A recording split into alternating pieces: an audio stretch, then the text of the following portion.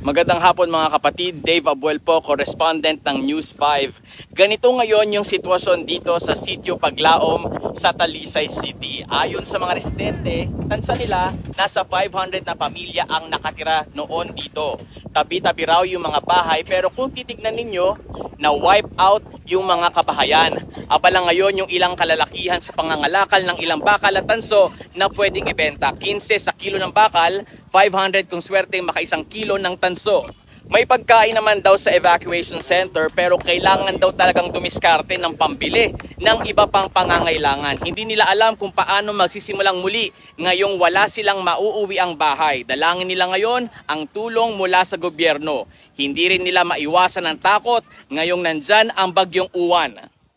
Tutok lang mga kapatid sa mga platform ng News 5 para sa iba pang detalye ng epekto ng bagyong Tino at Uwan.